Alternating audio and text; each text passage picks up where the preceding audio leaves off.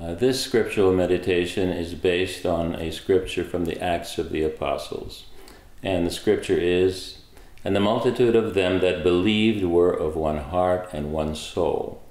And here is the meditation. We should turn more often in our thoughts to the first days of Christianity, when the entire life of our Savior was still fresh in the memory of his contemporaries.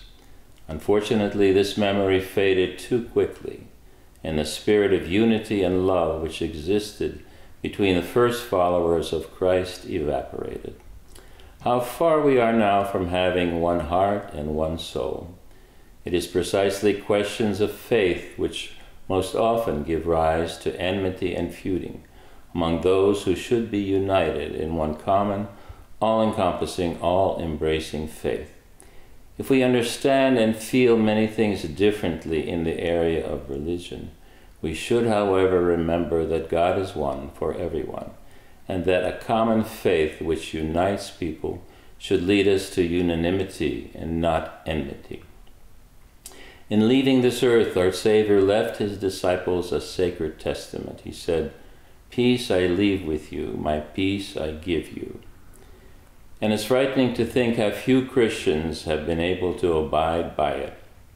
If we even encounter opinions with which we cannot agree, let us always try to keep a spirit of gentle humility, which is the only way we can overcome. By the strength of the Holy Spirit, having cleansed our souls for brotherly affection, let us learn to love one another, as St. Peter says in his first epistle. The fruit of infusing the heart with the truth of Christ is love. Faith in Christ and his teaching is something that should not divide us, but create peace among us and bring us unfeigned brotherly love. For he is the living and eternal truth which resurrects a person's dead soul and which is forever the same and continues to give life to everything it touches. As St. Paul says in his epistle to the Romans, "Let us therefore make every effort to do what leads to peace and mutual edification." And of course, this question of conflicts among Christians arose very early among the apostles when St. Paul and Barnabas had a falling out and went their own separate ways, even all the way back then to the very beginning. And of course, these conflicts have continued for the next 2,000 years.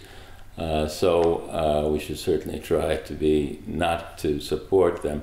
And one bright spot in all this for me, and I think for many others, is C.S. Lewis, who in his works emphasizes the common things that Christians have, of which there are very many, and does not want to stress, if things we should not stress, the things that divide us.